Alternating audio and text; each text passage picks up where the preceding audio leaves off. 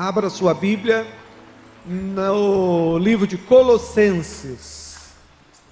Colossenses, capítulo 3, verso de 1 a 4. Assim diz a palavra de Deus, Colossenses 3, de 1 a 4. Portanto, se fostes ressuscitado juntamente com Cristo, buscai as coisas lá do alto, onde Cristo vive, assentado à direita de Deus. Pensai nas coisas lá do alto, não nas que são aqui da terra, porque morreste e a vossa vida está oculta juntamente com Cristo em Deus. Quando Cristo, que é a nossa vida, se manifestar, então vós também sereis manifestados com Ele em glória. Amém e amém.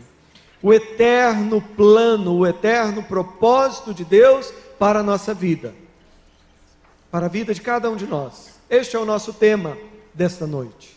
O eterno plano, o eterno propósito de Deus. Evidentemente, é um tema tão rico que precisaríamos estudar do Gênesis ao Apocalipse, e não temos tempo para fazer isso agora. Mas vamos estar olhando para essa pequena porção tão preciosa, tão maravilhosa das Escrituras, que nos apresenta, que coloca diante de nós fatos fundamentais sobre o plano eterno de Deus. Qual que é o contexto no qual você vê a sua vida? A maioria das pessoas planejam a sua existência, pensam na sua vida, tendo como contexto o dia do seu nascimento e o dia da sua morte. A grande maioria das pessoas, e talvez muitos dos que aqui estão, planejam e pensam em si mesmos, pensam nos seus planos, nos seus desejos, limitando-os a um tempo tão curto. Um tempo que pode chegar aos 70 anos, diz a palavra, se houver um pouco mais de vigor, aos 80. No Antigo Testamento há um momento onde Deus ele limita a idade do homem a 120. Hoje nós estamos vendo que o homem está vivendo um pouquinho mais, mas não passa de 120. Qual que é o contexto que você coloca a sua vida? Uma coisa eu sei, se o contexto no qual você pensa na sua existência é um contexto de 120 anos, de 70 ou de menos, se para você a vida é simplesmente o aqui, o agora, você, sem dúvida, será uma pessoa muito menos feliz e viverá uma vida muito menos intensa do que o Senhor planejou. O que o Senhor quer dizer para você nessa noite aqui, você já é eterno. Você já é eterno. Quem tem Jesus como seu Senhor e Salvador, quem se rendeu a Cristo, tem a alegria de saber que já é eterno e que a pior parte da sua existência é exatamente essa que nós estamos passando. Para quem tem Jesus, essa é a grande verdade. Você é eterno e esses 70 ou 120 anos é a parte mais difícil da história. O resto é melhor. Agora, se você não tem Jesus como Salvador, nós queremos que você preste atenção em tudo aquilo que você vai ouvir. E ao final nós teremos um momento onde você terá a oportunidade de expressar-se publicamente, se você deseja render-se a Cristo ou não. Porque como alguém escreveu, a terra, ela é tocada pelo céu e pelo inferno. Nós estamos entre essas duas realidades, céu e inferno. O que há de melhor na terra? O que há de melhor? E quando eu falo melhor, é aquele melhor que você está experimentando em comunhão com Deus. O que há de melhor na terra? É apenas um vislumbre do que é o céu. O que há de pior na terra? O pior é um vislumbre do inferno. Para quem tem Jesus, esta terra é o lugar mais perto que você vai chegar do inferno. Vou repetir de novo. Para quem tem Jesus, esta terra é o lugar mais perto que você vai chegar do inferno. Mas por outro lado, se você não tem Jesus, para quem não tem Jesus como Salvador, para quem ainda está no caminho da religião, tentando se esforçar para ser bonzinho, para comprar a salvação, para quem ainda está protelando, para quem não tem Cristo, a terra é o lugar mais perto que ela vai chegar do céu. Irmãos, nós precisamos pensar no eterno plano de Deus para as nossas vidas, e nós vamos fazer isso hoje, rapidamente, olhando para o texto de Colossenses. E acompanhando a estrutura natural do texto, nós podemos destacar aqui dois aspectos. Ao falar sobre esse eterno plano de Deus para a nossa vida, esses 4 versículos de Colossenses nos falam de 2 verdades e de 2 ordens.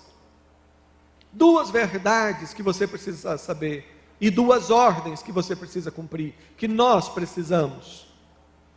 O texto nos fala de 2 verdades, nos fala de uma pessoa e nos fala de um lugar.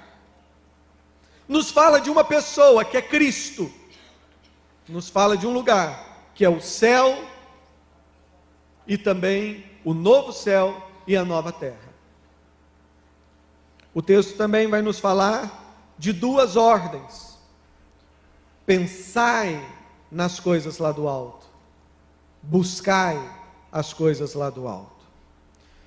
O versículo 1 diz: portanto, se fostes ressuscitados juntamente com Cristo, buscai as coisas lá do alto, onde Cristo vive, assentado à direita de Deus. Veja só, o texto nos fala primeiramente acerca de uma pessoa, e essa pessoa é Cristo. Cristo, o Deus unigênito, o unigênito do Pai, o Verbo que se fez carne, aquele que estava no princípio com Deus. Todas as coisas foram feitas por intermédio dele, e sem ele, nada do que foi feito se fez. Uma pessoa, Cristo.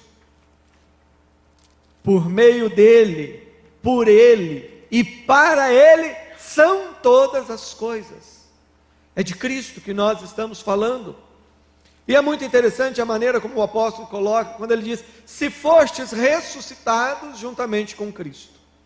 Ora, Paulo não está escrevendo uma carta lá para o céu. Ele está escrevendo para a igreja de pessoas vivas, normalmente, assim como eu e você, que viviam lá na cidade de Colossos. Mas ele diz que a pessoa que tem Jesus como Salvador, essa pessoa ela está unida a Cristo. E está unida de tal forma que a morte de Cristo foi a nossa morte, e a ressurreição de Cristo é também a nossa ressurreição. E em outra parte, Paulo ele diz: olha, com ele nós morremos, e com ele nós ressuscitamos. E ressuscitamos para viver não mais para nós mesmos, mas para vivermos para aquele que por nós morreu e ressuscitou. O texto nos fala de uma pessoa, nos fala de Cristo. E nós fomos ressuscitados juntamente com Cristo. A sua vida está junto com a vida de Cristo. E lá no versículo 3, Paulo afirma novamente: porque morrestes em Cristo, e a vossa vida está oculta juntamente com Cristo, e Cristo em Deus. Irmãos, nós precisamos diariamente orar como Davi orou, como o salmista orou, e devemos pedir: Senhor, desvenda os meus olhos, para que eu seja capaz de enxergar as maravilhas da tua lei, as maravilhas da tua lei. O texto está nos falando de Cristo, e diz que a nossa vida está oculta com Cristo.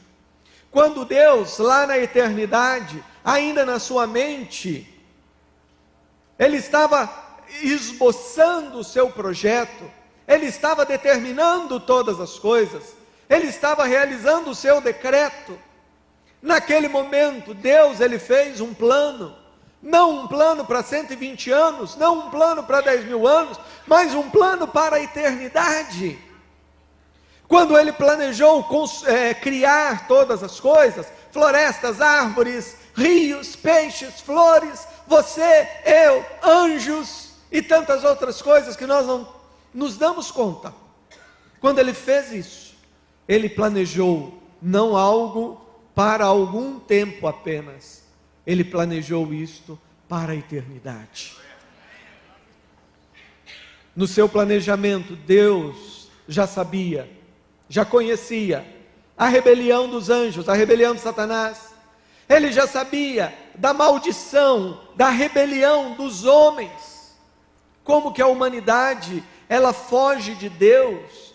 Como que os corações têm uma dificuldade em pensar em Deus. As pessoas, elas são inimigas de Deus, elas são mortas nos seus delitos e pecados e são escravas do pecado. Deus, ele pensou e criou então, surgiu, nasceu no coração de Deus a solução, a única solução. Não havia 2, 3 opções, não, uma solução apenas. E essa solução era ele, seria ele, o próprio Deus, assumir todo o ônus daquilo que ele estava fazendo, o próprio Deus assumir a dor, assumir a maldição, assumir o castigo. E isso ele faz através da pessoa de Cristo. Isso ele faz através de Jesus.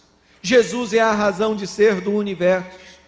Cada pequeno átomo, cada molécula ou cada galáxia gigantesca existe por causa de Jesus, é mantida por causa de Jesus, porque nele, por ele e para ele são todas as coisas. Você entende que a Bíblia não está fazendo poesia? A Bíblia está falando de fatos, fatos concretos. O mundo, ele tem uma sustentação cristocêntrica. Jesus, ele está no centro. Jesus é maravilhoso. E quando nós pensamos na grandeza de Deus e na grandeza de Jesus, nós entendemos que Jesus, ele é o fundamento da nossa alegria. O fundamento da nossa alegria, Jesus. Hoje nós vamos estar pensando um pouco mais a respeito do lugar onde habitaremos com Cristo. Mas a nossa alegria jamais estará no lugar. Você pode imaginar o paraíso mais perfeito, sem a presença de Deus, não há felicidade. Por outro lado, como eu já tenho dito em outros momentos, você pode, se fosse o caso, poderíamos passar a eternidade sentados numa laje de cimento, mas com o Pai, o Filho e o Espírito Santo, aquilo ali nos traria uma grande alegria. Jesus é o fundamento da nossa alegria. Jesus é aquele que te amou, e te amou ao ponto de levar o seu peso, o peso da nossa culpa, o peso da nossa maldição, na cruz do Calvário. É por isso que o texto, quando fala do plano eterno de Deus, nos fala de Cristo. Porque todo o plano de Deus ocorre por causa de Cristo. O plano de Deus não ocorre por causa do seu esforço pessoal, nem do meu.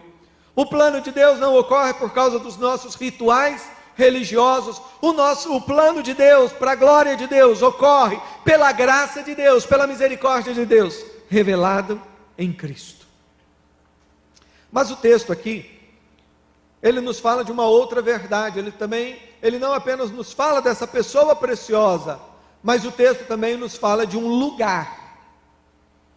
Um lugar concreto, um lugar físico. Diz o texto: portanto, se fostes ressuscitados juntamente com Cristo, buscai as coisas lá do alto, onde Cristo vive, assentado à direita de Deus Pai. A palavra onde, ela direciona a sua mente para pensar num lugar. A palavra que também no grego aqui foi traduzida por onde também aponta um lugar. A Bíblia está falando: olha, já que você agora ressuscitou com Cristo, você tem que focar a sua mente nas coisas do alto. Você tem que focar a sua mente num lugar também. Veja bem, a nossa motivação, a nossa alegria, não é o lugar, é Cristo. Mas Deus é o Deus da superabundância.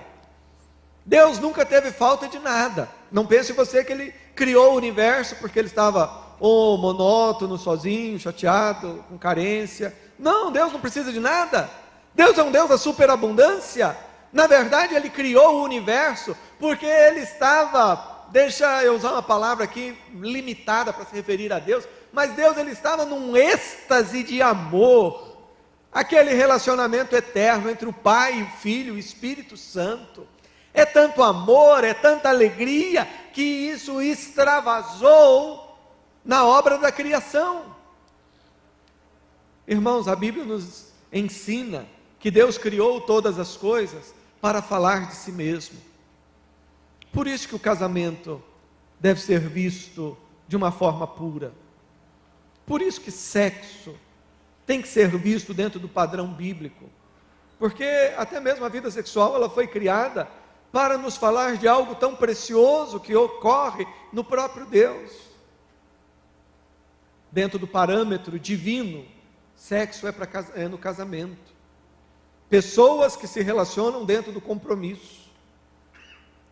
E a vida sexual no casamento é aquela coisa tão maravilhosa, tão intensa, que resulta em quê? Em bebezinhos. Em bebezinhos. Mas por que Deus fez assim? Uma maneira de Deus falar um pouquinho de si mesmo. O universo, ele veio à existência por causa desse êxtase de amor e de alegria que existe entre o Pai e o Filho e o Espírito Santo. Só que o relacionamento entre o Pai, o Filho e o Espírito Santo, entre o Deus triuno, não é um relacionamento fechado. Pelo contrário, ele se abre, ele vem, ele nos abraça, ele nos une a Cristo. Morremos com Cristo, ressuscitamos com Cristo, eternamente viveremos com Cristo. Pensai nas coisas lá do alto, onde Cristo vive. Um lugar onde Cristo vive. Pensai nas coisas lá do alto, não nas que são aqui da terra. Mas para nós pensarmos um pouquinho nesse conceito de lugar, de céu, nós temos que entender 3 etapas da história da humanidade, da história do universo. Não se preocupe, simples. 3 etapas. A primeira, Deus, ele cria todas as coisas. Ele cria os céus e a terra. Leia com mais carinho o primeiro capítulo de Gênesis. Eu tive um professor, no primeiro mestrado que eu fiz, que ele falava o seguinte: ele havia estudado com um professor assistente do Albert Einstein, e ele disse que o professor era tão durão, que pegava o trabalho do aluno, lia a introdução, e lia a conclusão, dependendo ele jogava o trabalho fora e já dava 0, e nós falamos: ora, mas por que isso? Ele falou: simples, eu leio a introdução, o aluno está escrevendo, falando onde ele quer chegar, eu leio a conclusão, vejo que não tem nada a ver com a introdução, significa que o aluno não fez um bom trabalho, se perdeu no meio do caminho, e eu não vou perder meu tempo, jogo fora. Leia, né? Leia a Bíblia com isso em mente. Os primeiros capítulos de Gênesis, os teólogos bíblicos da atualidade dizem que se você não entender os 3 primeiros capítulos, você vai entender muito pouco da Bíblia. Então, temos essa primeira fase. Deus, ele cria todas as coisas perfeitas, e diz o texto que ele plantou um jardim no Éden.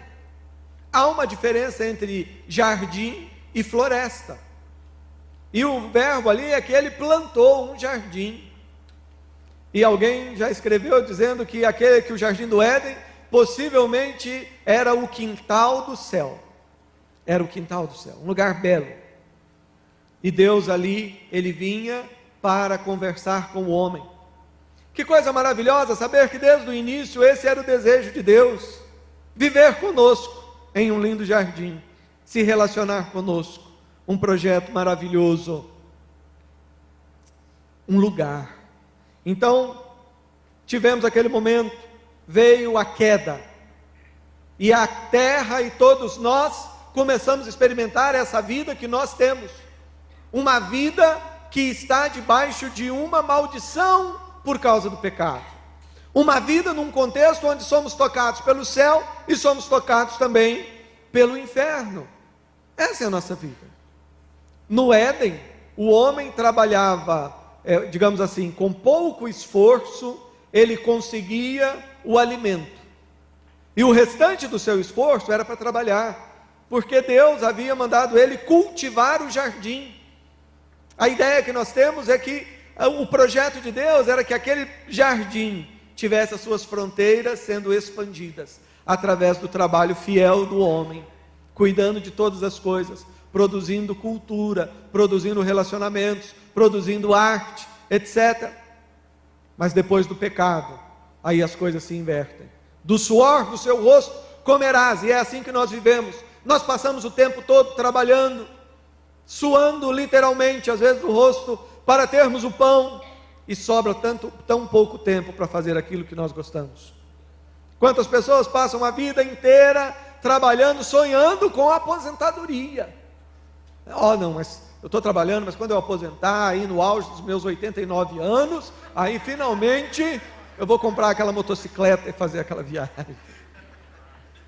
Irmão, nós estamos num tempo agora da história.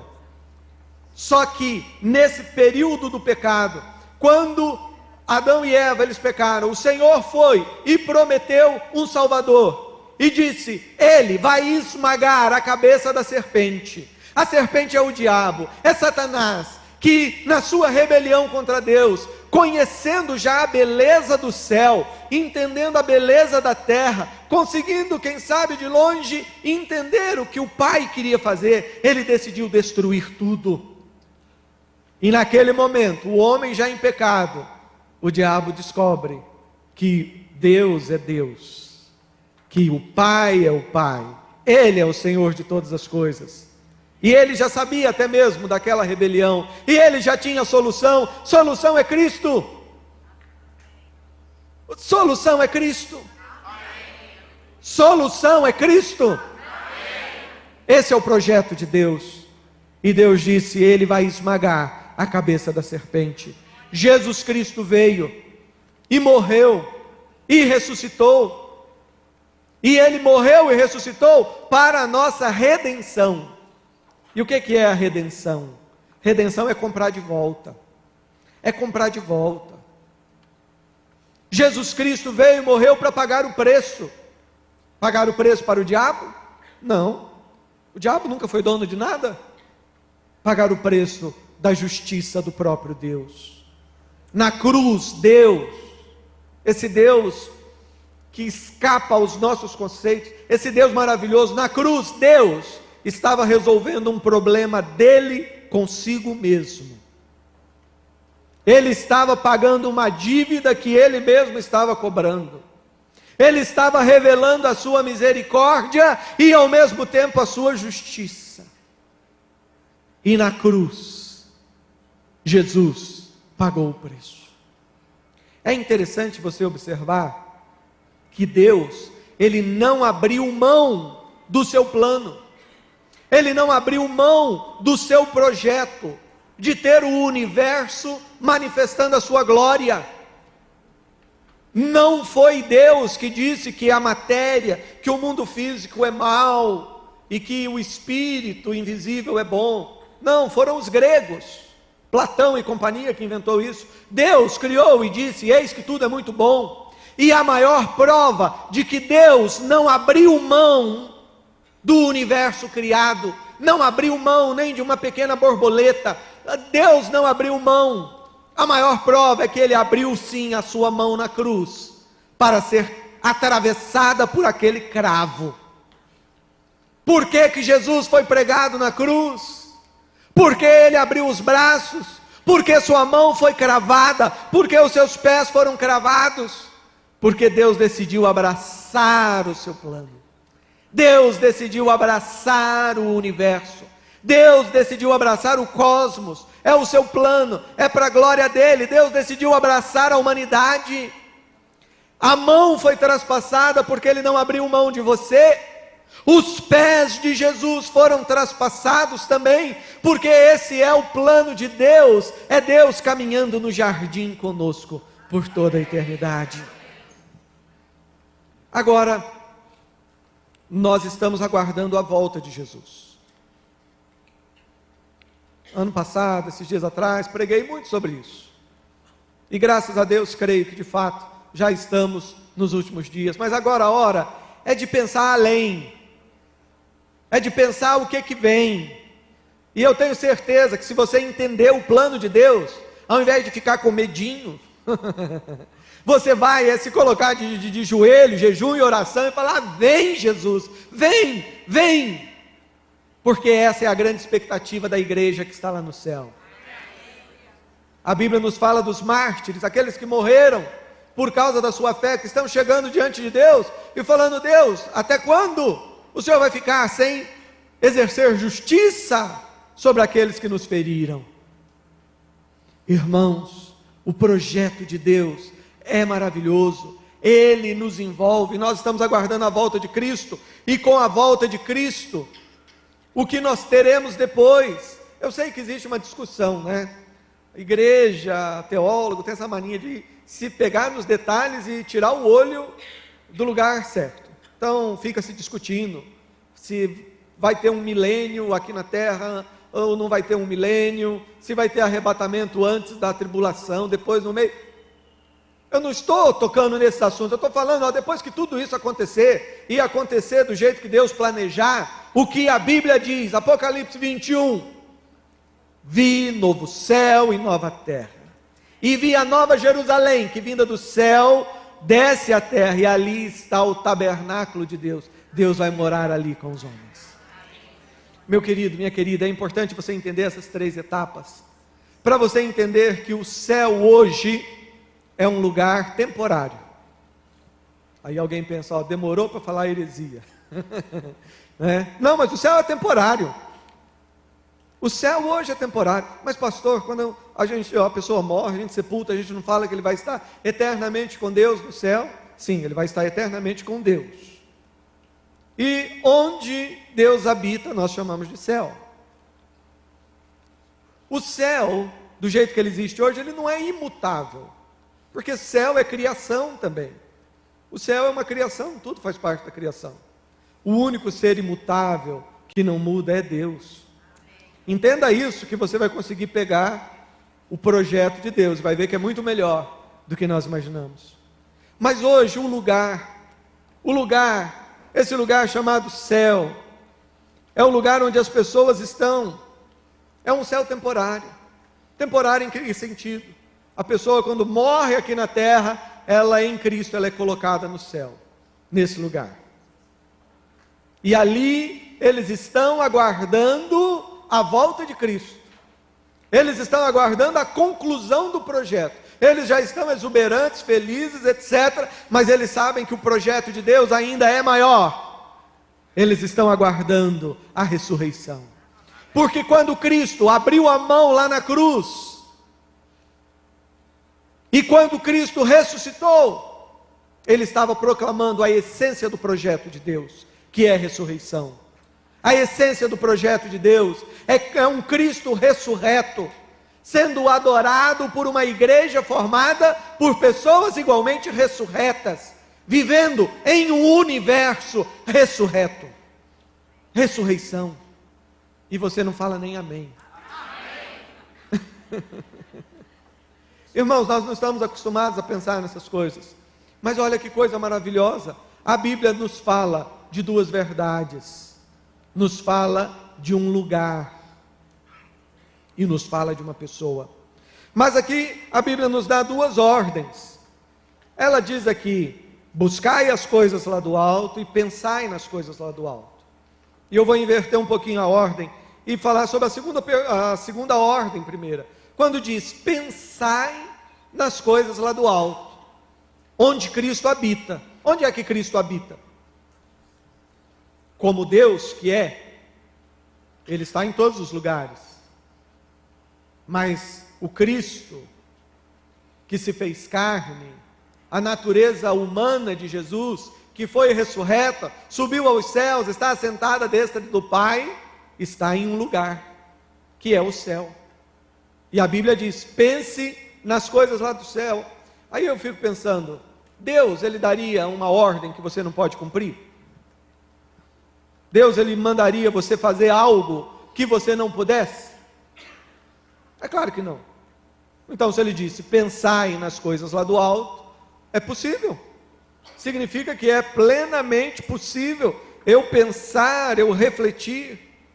Agora, pensar implica em imaginação. Em outras palavras, o texto está falando que eu posso imaginar as coisas lá do alto. Quando você pensa em fazer uma viagem, você não imagina? Imagina, ó, o lugar vai ser assim, vai ser desse jeito, né? Ontem a Cléria estava lá nos contando sobre a viagem a Israel, e a gente imaginando. Agora, quando a Bíblia diz para eu pensar, e até mesmo, consequentemente, imaginar as coisas lá no céu, a Bíblia está falando para eu fazer isso com uma mente abastecida pela revelação de Deus. É interessante que Satanás, durante muito tempo, conseguiu fazer com que esse tema estivesse fora da agenda dos teólogos e dos estudiosos. Tem livros de teologia dessa grossura que usa um parágrafo ou uma ou duas páginas para se falar da vida vindoura. Mas as pessoas, elas costumam usar alguns textos para justificar isso. Abra lá comigo, em 1 Coríntios, capítulo 2. 1 Coríntios, capítulo 2. Eu sei que enquanto eu estava falando e imaginando na mente de alguns, esse versículo veio. As pessoas pegam o texto fora do contexto. Paulo aqui, começando no versículo 6, ele está falando como que Deus é maravilhoso, como que Deus preparou a salvação não só para judeus, mas também para os gentios. E no versículo 9, assim escreve o apóstolo: mas como está escrito, nem olhos viram, nem ouvidos ouviram, nem jamais penetrou em coração humano o que Deus tem preparado para aqueles que o amam. Ponto final. Quantas pessoas citam esse versículo para falar que, olha, pastor, o senhor está voando, não tem como. A Bíblia diz que nem olhos viram, nem ouvidos ouviram. E isso é um problema, porque quando você deixa uma lacuna, ela é preenchida, e geralmente é preenchida com coisa ruim. Tempos atrás, um irmão literalmente me obrigou, me constrangeu a assistir uma fita com o testemunho de um pastor lá do Rio Grande do Sul. Não tenho nada contra ele, mas misericórdia. Ele conta e vendeu um monte lá, contando a experiência dele, de como ele morreu em coma, sei lá, e foi para o céu. E ele contou como é que era o céu, e que o céu tinha um portal, a pessoa passa pelo portal e esquece tudo que aconteceu. Engano, no céu vamos ter as nossas memórias. E eu creio tanto nisso que eu quero combinar com vocês aqui algo. Se o Pai nos permitir, não é piada não, estou falando sério agora. Se o Pai nos permitir, quero combinar com vocês um encontro, no novo céu, na nova terra, quem sabe ali perto da árvore da vida, para nós lembrarmos dessa noite. Amém. A noite que Deus começou a plantar, quem sabe, no coração de muitos, uma alegria nova, um júbilo novo, uma esperança nova. Porque tem muita gente que vive na igreja deprimido, porque acha que o céu é uma chatice. Não fala que é uma chatice porque tem medo de ir para o inferno, e sabe que o inferno é pior. Certo? Mas o povo acha que o céu é uma chatice, é aquele negócio, puxa vida, ó, de roupa branca, cantando, uma música uma atrás da outra. Aí o cara tenta espiritualizar, né? Não, mas lá, irmãos, isso é engano do diabo. Adoração não é só música. Não adianta a gente cantar que bonito, levantar a mão e não ser fiel ao Senhor, não adorar a Deus no nosso trabalho, no relacionamento com os filhos, com família. É o que Deus planejou. Gênesis 1, capítulo 1. É dessa maneira que adoramos. No céu vai ter tudo isso. Tem algumas expressões que são usadas para se referir ao céu, entre elas a de cidade. O que é uma cidade? Na cidade você tem cultura, você tem música, você tem manifestações, tem relacionamento, tem tudo. Mas, queridos, as pessoas elas olham para isso aqui e dizem, nós não podemos imaginar nada. E eu estava falando lá do gaúcho, né, que fez lá uma descrição do céu que eu achei horrorosa, de mau gosto. Um céu feio, e um Cristo que pensava igual ele. Eu achava engraçado, né? Ele falando, né, que Jesus me disse que é assim, me disse que é assim. Aí eu falei, só que Jesus me disse aqui, se alguém me falar alguma coisa que vai além do que está escrito, seja anátema, seja maldição. O Cristo, do discurso dele, faltava falar, bate, né? Vai ser assim. Mas olha só, as pessoas, então é por isso que você tem que descobrir o que a Bíblia fala de correto sobre o céu. Você pode pensar, aqui diz, nem olhos viram, volte lá o texto, nem olhos viram, nem ouvidos ouviram, nem jamais penetrou em coração humano, o que Deus tem preparado para aqueles que o amam, mas Deus nolo revelou pelo Espírito, porque o Espírito a todas as coisas perscruta, até mesmo as profundezas de Deus. Então esse texto, que talvez tenha vindo na sua mente para dizer que é impossível imaginar alguma coisa, ele está querendo ensinar exatamente o contrário. Ele está querendo dizer que o Espírito Santo é o Espírito que conhece as profundezas do coração do Pai. Deus nos revelou através do Espírito. E aí tem aquele outro texto clássico que nós não vamos ler, mas você conhece de cor, que é Deuteronômio 29, que diz que as coisas ocultas pertencem a Deus, e alguns dizem, as coisas ocultas pertencem a Deus. Mas só que o mesmo texto ele diz, mas as reveladas pertencem a nós e aos nossos filhos. Você não pode se privar daquilo que Deus revela para você. Você tem que ampliar seus horizontes. Para entender aquilo que realmente é de valor para Deus. Pensai, imaginai.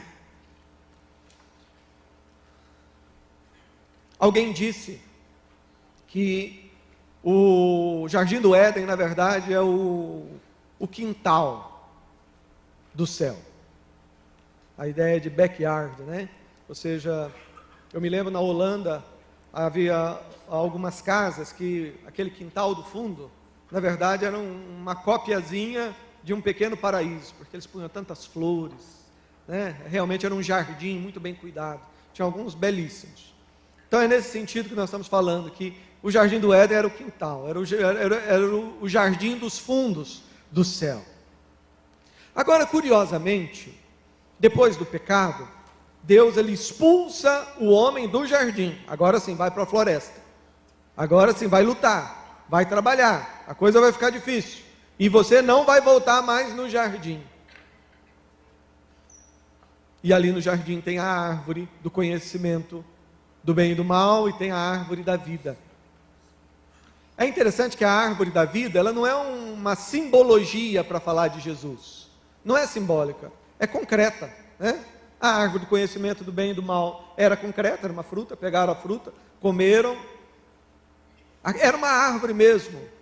É muito curioso que depois você vai ver a árvore da vida aparecendo novamente na descrição que é feita da Nova Jerusalém. Você lê o capítulo 21 do Apocalipse, há uma descrição da Nova Jerusalém, e diz que no meio da praça tem um jardim de ouro, e no meio do jardim, ali no meio da praça, é uma praça de ouro, mas tem um jardim, e no meio do jardim tem a árvore da vida. E assim como no Éden tinham lá os 2 rios, também ali, saindo do trono, 2 rios. Agora deixa eu chamar a sua atenção para um fato. A Bíblia diz lá em Apocalipse, capítulo 21, que após a conclusão do projeto final, Deus ele vai renovar os céus e a terra. Vou fazer, o céu e a terra sendo ressurretos, o universo sendo ressurreto. E diz, novo céu e nova terra. E vi também a nova Jerusalém. O que é a Nova Jerusalém? É a cidade, é o céu. Aquilo que hoje nós chamamos de céu, é ali descrito como Nova Jerusalém. E João, com a ajuda do anjo e uma vara, ele faz até as medidas. E a conclusão é que se trata de um cubo. E eu me lembro que alguém me falou: pastor, mas isso é meio estranho, né? A terra é redonda, esse cubo, pelo tamanho dele, vai ser imenso, aí vai ficar aquele negócio flutuando aqui em cima. Eu falei: não, na Bíblia ele não tem lugar nenhum dizendo que a Nova Jerusalém vai ficar flutuando. Diz que ela vem e repousa. E aí está o projeto de Deus. O projeto de Deus que está previsto na conclusão da Bíblia, vamos dizer assim, lá nos capítulos finais, é muito melhor que o início. Não é apenas um jardim, mas é a terra toda renovada. Não é a separação que há hoje entre terra e um céu, mas é o céu envolvendo a terra. É o céu envolvendo a terra. É extrema beleza, é uma maravilha. Mas vamos pensar um pouquinho. Falei então da Nova Jerusalém envolvendo ali a terra. E o Apocalipse capítulo 21, os primeiros versículos, você leia depois, vai dizer que, olha, esse é o tabernáculo de Deus com o homem, e Deus habitará com eles, e Deus será o nosso Deus, e nós seremos o seu povo. Aleluia, aleluia. Você deve ter já se familiarizado com essa frase. Ela aparece na Bíblia em vários textos. E ser-me-eis povo, e eu serei o seu Deus. Mas que coisa maravilhosa, se hoje o céu é um céu lá em cima, após o momento final, o céu vai ser aqui embaixo. Se hoje Deus, quando nós morremos, Ele nos leva para estar com Ele nas alturas, nas coisas lá do alto, como diz Colossenses, haverá um dia em que Ele voltará, há um dia em que Ele fará novas todas as coisas, e Ele vai cumprir o seu plano, que é de vir até nós, é o seu tabernáculo, é Ele morando conosco. Mas se isso já parece muito interessante, deixa eu só aguçar um pouquinho mais a sua mente. Porque nós temos uma ideia de que o céu hoje é algo só espiritual. Como eu falei, nós estamos contaminados com aquela visão dos gregos, né, que a matéria, o mundo físico é mal. E diga-se de passagem, nós nem sabemos muito bem o que é uma coisa só espiritual. Mas o fato é que o céu hoje, ele tem o seu aspecto físico. Ele tem pelo menos algumas pessoas lá, que estão lá fisicamente. Jesus Cristo está lá, ressurreto. Elias subiu numa carruagem de fogo. Enoque foi trasladado. Mas eu quero colocar para vocês uma outra passagem bíblica. Jesus está na cruz. De um lado, um malfeitor que está zombando de Jesus. Para ele, o importante é o aqui e agora. Ele chega para Jesus e diz: olha, mas se você é alguma coisa, desce aí, me ajuda, me tira daqui. Aquele malfeitor parece muitos de nós, que estão constantemente diante de Deus, para falar: ó Deus, se o Senhor é Deus mesmo, então vem e me resolve o meu problema, é aqui e agora, paga as minhas contas, resolve, troca o meu pneu, e etc, etc. Mas o outro malfeitor, ele tem uma atitude diferente. E é interessante que ele era malfeitor, mas ele entendia a teologia judaica. Porque ele olha para Jesus e ele reconhece que Jesus era o Messias, aquele que o profeta Isaías tinha dito. E ele olha e fala: Senhor, lembra-te de mim quando vieres no teu reino. Porque a grande expectativa dos judeus, que não se contaminaram com Platão e companhia, a expectativa dos judeus é que o Messias viria para restaurar a terra, novos céus e nova terra, promessa não do Apocalipse, lá de Isaías. E eles estavam aguardando: o Messias vem, vai restaurar, vai ressuscitar, vai transformar. E aquele homem, não sei o que ele tinha aprontado para ir parar na cruz, mas ele conhecia isso. E ele disse: Senhor, lembra-te de mim quando vieres no teu reino. Mas Jesus olha para ele e responde como? Em verdade te digo, hoje estarás comigo no paraíso. E aí nesse versículo não tem aquela vírgula dos adventistas não, né? Adventista diz que tem uma vírgulazinha ali, né? Ó, na verdade te digo hoje, um dia você vai estar comigo no paraíso. No grego não tem vírgula, certo? E essa história de sono da alma não tem fundamento na Bíblia. Quem dorme é o corpo fica cansado, dorme, a alma não se cansa. Em outras palavras, o que o versículo estava dizendo, o que Jesus falou foi exatamente isso. Olha, hoje você vai estar comigo num paraíso. Agora eu pergunto, tem sentido eu tentar me comunicar com você e usar uma palavra que só tenha significado para mim e não tenha significado para você? Não tem. Para que haja comunicação, a palavra que eu usar, ela deve ter o mesmo significado para mim e para você. Jesus, ele usa a palavra paraíso. Essa palavra é de uma raiz persa, e ela significa jardim. Deus, ele fala para aquele homem, olha, em verdade te digo que hoje você vai estar comigo no jardim, no paraíso. A palavra paraíso, ela denota um jardim feito de uma forma belíssima e cercado por um palácio. É o jardim no contexto do palácio. Leia o Apocalipse 21, você vai ver o jardim na Nova Jerusalém, no contexto de um palácio. Irmãos, o que Deus tem para nós é algo maravilhoso. E Deus diz, pensai nas coisas do alto. Como eu falei, graças a Deus hoje tem pessoas que estão lendo a Bíblia e estão levando a sério o que ela está falando. Tivemos aí décadas onde os teólogos nem sequer acreditavam que isso era um fato verídico, achavam que era lenda, etc, etc. Graças a Deus, os olhos estão sendo desvendados. Jesus, ele diz, pensai nas coisas do alto. E ele também nos diz, Colossenses, nos diz, buscai as coisas lá do alto. Agora, o que significa buscai as coisas lá do alto? Preste atenção, estamos concluindo.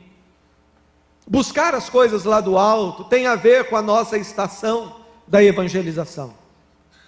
Buscar as coisas lá do alto tem a ver com lar de paz. Buscar as coisas lá do alto significa colocar a sua mente centralizada, focada no céu. Colocar a sua mente focada no céu. Pastor, vamos viver agora com a cabeça no mundo da lua? Não, não é no mundo da lua, é no céu. C.S. Lewis, famoso escritor inglês, ele afirma o seguinte: quem vive com a sua mente fixada, focada no céu, vai conquistar muito mais aqui na terra. E quem vive com a mente fixada aqui na terra não vai alcançar nada. Deixa eu dar um exemplo. Nós estamos vendo aqui Londrina com alguns prédios belíssimos, né? Tem aí, eu ouço falar de apartamentos custando $1 milhão, né? R$1 milhão, 2 milhões. Eu comprei um de 2 milhões, agora falaram que já tem um de 2,5 milhões. Brincadeira. Certo? Mas vamos imaginar, um luxuoso prédio, lindo. A construtora faz, vende. Quando ele terminou. Geralmente as construtoras fazem um marketing, né? E traz televisão, e vamos fazer para todo mundo ver e já ficar com vontade de comprar o outro. Para e pensa. Você acha que no dia da inauguração do prédio, alguém lá do céu, sejam irmãos que já tenham ido, ou algum anjo, você acha que algum anjo vai chegar e vai olhar e comentar com o outro, falar, olha, que beleza, hein? Olha só aquele closet, nossa, rapaz, garagem, ó, três vagas. Você acha que anjo vai estar preocupado com o prédio? Nada. Mas se você, sendo fiel a Deus, se dispor a pegar a sua apostila do Lar de Paz e Milagres e descobrir o servente de pedreiro, talvez uma pessoa humilde, simples, alguém que guarda lá a construção, e você falar dos 5 pontos que estão aí nesse estudo do boletim. Se você amanhã pegar esse boletim, levar ali, entregar para alguém, gastar 5 minutos, falar do Evangelho, ele se render a Cristo, no céu é festa. É festa. É Deus se alegrando. São os anjos, é o céu em festa. Isso que a Bíblia diz, busque as coisas do alto. Às vezes aqui do púlpito a gente vê tanto rosto deprimido, cara amarrada. Aí pastor já está tão acostumado que ele olha para uma cara amarrada e fala, não, aquela cara amarrada lá é dívida. Ele está pensando nas broncas, vai ter que pagar, não tem. Aí vê o outro lá, cara amarrada, ih, aquele lá, ó, aprontou, a mulher descobriu, aguenta. Aí olha lá o outro, fala, ih, esse aí, ó, está preocupado que não achou namorada ainda. Irmãos, nós nos preocupamos com tantas coisas que não têm o seu valor. Nós precisamos buscar as coisas do alto. O tempo é breve. Eu creio que nós poderemos ser a geração que vai ver Jesus voltando. Amém. Se não somos a geração que vai ver Jesus voltando, muitos de nós em breve vai estar partindo. E vamos combinar, vamos ficar perto lá da árvore, até estar todo mundo reunido. Gente, é Bíblia isso. Isso é Bíblia, é a palavra de Deus. Mas, agora, eu quero encerrar. E eu gostaria que você fechasse os seus olhos e pensasse um pouquinho em tudo aquilo que você ouviu. Senhor Deus, nós pedimos, acrescenta a tua bênção a tudo aquilo que foi dito. Dê, ó Pai, discernimento espiritual, para que todas as pessoas que estão nos ouvindo ou estão nos assistindo, compreendam a grandeza do seu plano e tenham seus corações fecundados pela esperança e pela alegria. Em nome de Jesus. Amém.